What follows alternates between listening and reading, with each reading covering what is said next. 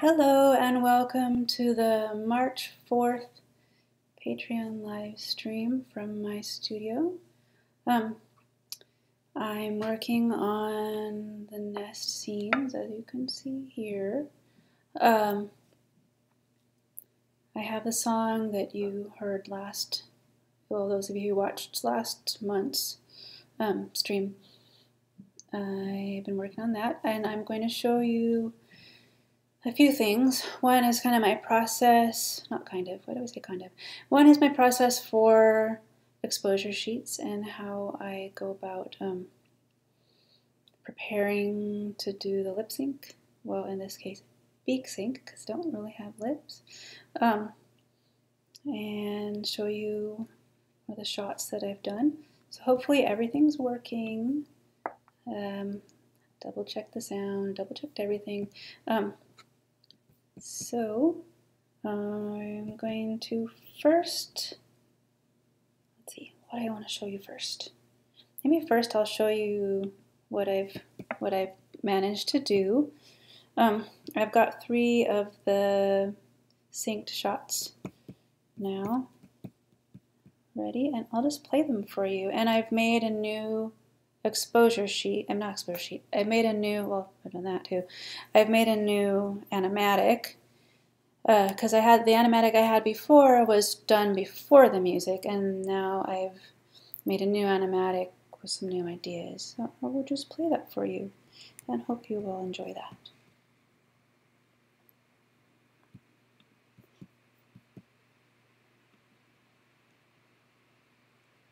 For the music, and now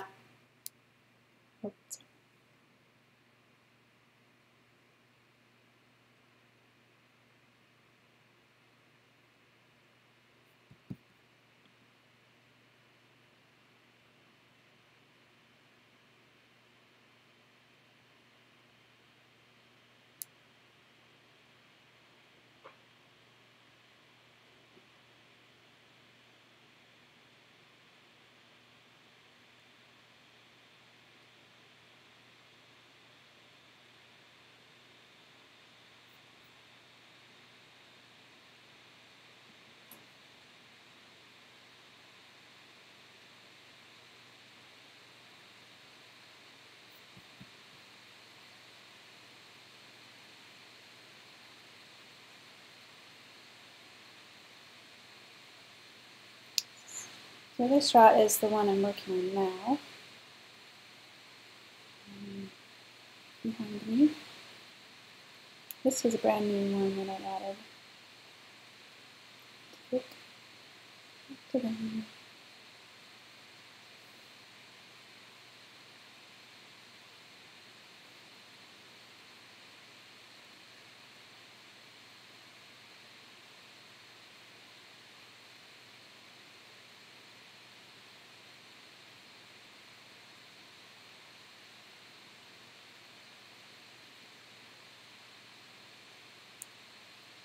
This one is kind of a mixing of 2. It looks kind of weird because I didn't do anything.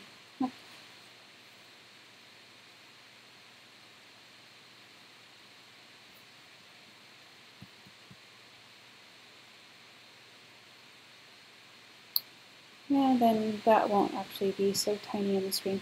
So there you go. That's some of the progress that I made. In the last month, I also worked on the other set, which is I worked on the other set in the wasteland also. So the next thing I want to show you is how I do my exposure sheets. Some of you may already be familiar with how that works, others may not be. I'll put on my nice headphones so I can hear every last little chirp. And I have a bunch of exposure sheets printed out. Here's, you can see exposure sheets for tweeting. Exposure sheets for tweeting are a little bit complicated. It's a lot easier to do exposure sheets for dialogue. So here is the file that I print my exposure sheets from, and I've added some of the numbers that I usually do in pencil. This one I actually used for an example for my class, but I just said Butterfinger because I couldn't think of anything else to say. So you can see how the time code matches up with. I had a little laser pointer thingy that you could see me moving around.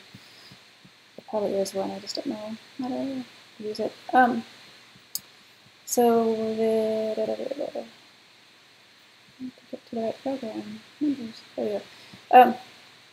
So I'll blow this up. Yep, there. So you see here the time code. That corresponds with the time code of the footage. And then you see frame number. That gets written in later when I'm actually animating on dragon frame, so we'll match up with the number there. Because once you get deep into it, it's, you know, you're not starting at 0. So that should say 1, not 0. Yeah, it converts it to time, which is really irritating because that's not what it is.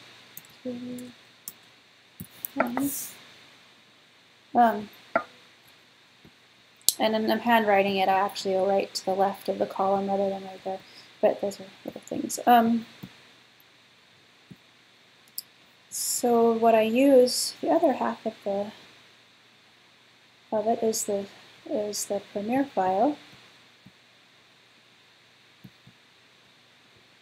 You can see when I scrub through these things, you can hear it, and sometimes I'll play a little bit, and then I gotta stop it and pop right back and try to figure out how to write this down because the whistles are going all over the place.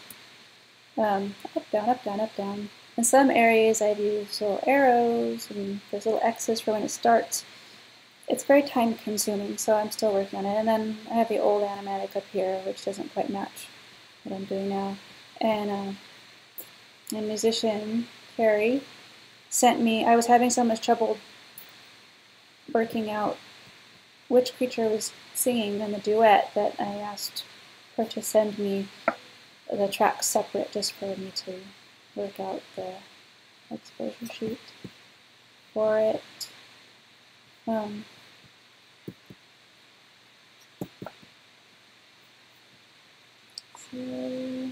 anywho, that's that. If you have any questions, no. Otherwise, I'm going to move on to something else. Take my headphones off. And the other thing I want to show you, pop back to me, hello. The other thing that I want to show you is the scene breakdown. You can see just how much work I've managed to accomplish. I have it broken up into sections, kind of, as I was thinking of doing episodes, and now I'm not going to do episodes. Maybe I'll change my mind again. I don't know. When the idea to do these as episodes was first suggested, it seemed really exciting, and I could get it done sort of soon, and it does break up well into thirds. But I really think of it as a movie rather than a bunch of episodes. And the episodes would only be like 4 minutes long or 5 minutes long. And I don't know. So I have changed my mind at this point. But you can see here, I'll highlight that the nest scene 13 is the one I'm working on right now. 13, the number of good luck. And the dead forest is the other thing I'm working on right now. The thing that it's a bit of a hitch is I've got the live action part to do. You see, I've got a few of those. And that was going to require hiring more help. And I can't afford that right now, so I'm figuring out to. But I hope in the next few weeks, definitely by the end of May, I will be done with the nest scene and the dead forest scene. Then I'll go to my studio in Oregon and work on the meadow, and there's a couple shots of the nest I can't do here because I need to do them at the set that's in Oregon. And then when I come back in the fall, I'm trying to decide which set I want to work on next, and I'm thinking maybe it will be the interior of Antler Island, which are the antagonists. Not necessarily evil exactly, but definitely having wishes and desires much contrary to our main characters that we have hopefully grown attached to and decide to side with. But the antlered creatures, they are a little selfish, but you know, I guess who isn't? And someone comes along with an interesting thing, and they're at your house, and you live in the middle of a sand sea, and there's nobody around, and you don't have any friends besides your brothers. I don't know. Maybe they may not be 100% bad, but they look kind of evil.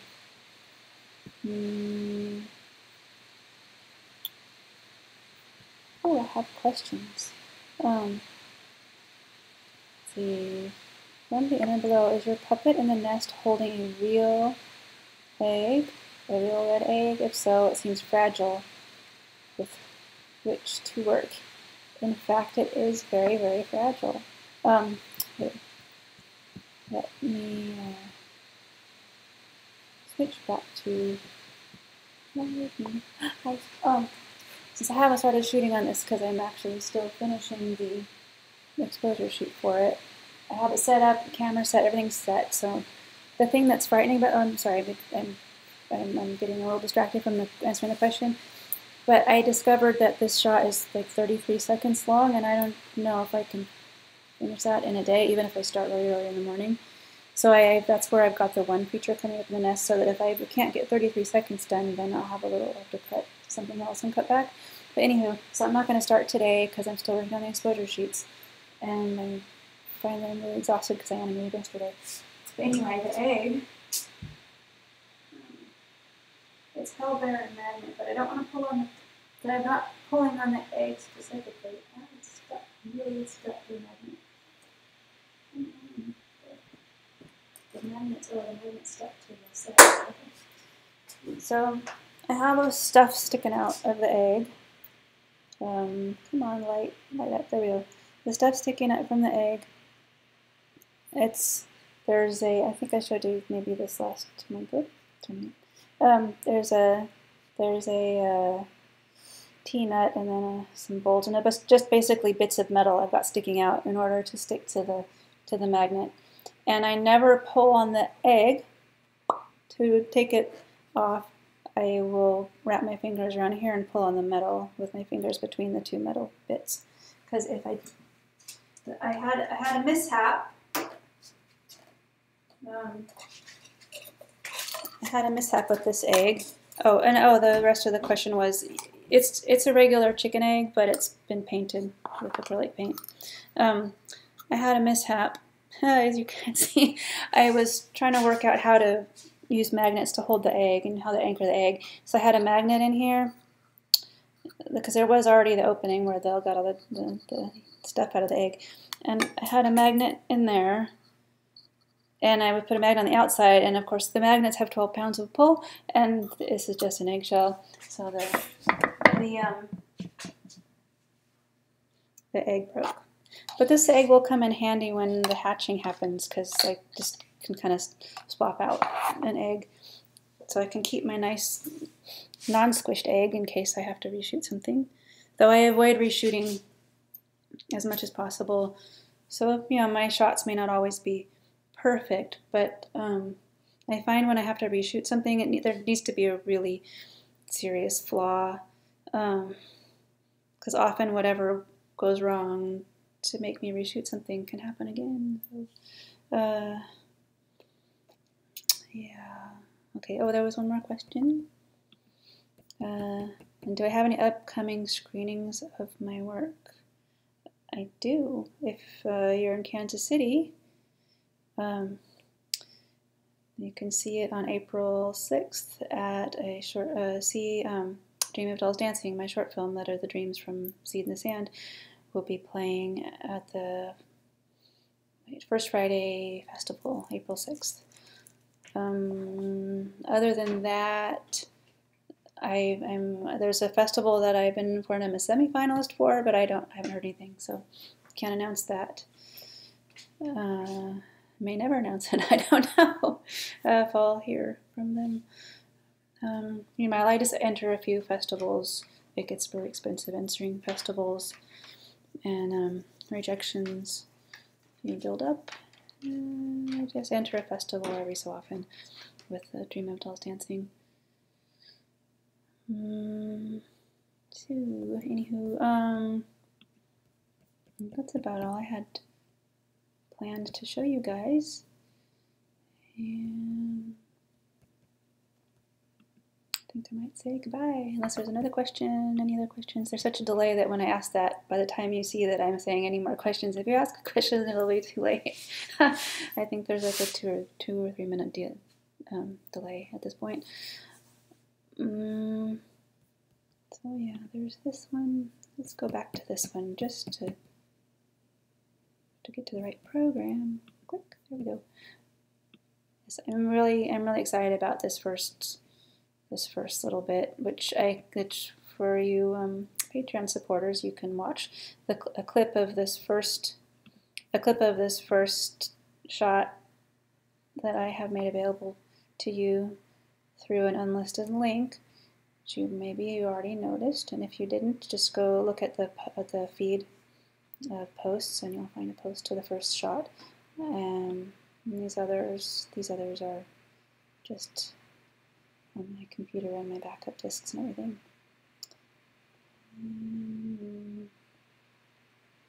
Oh, here's a funny thing.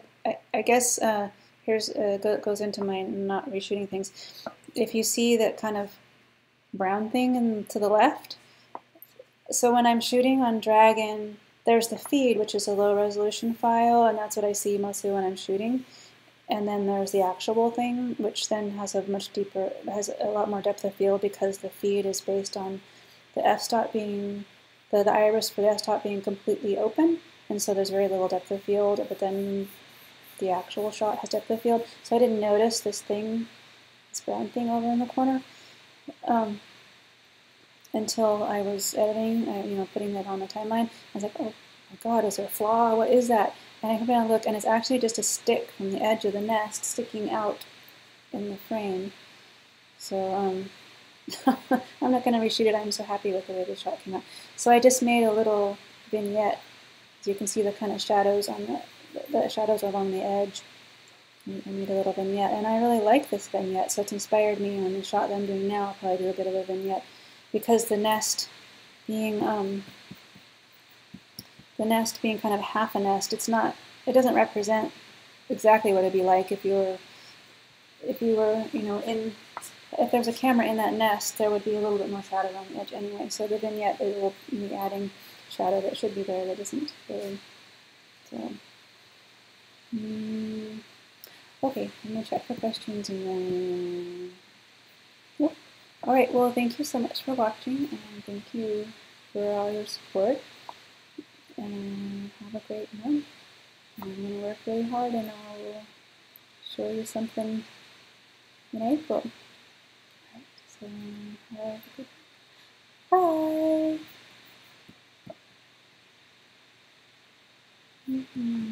Which one to click? Bye.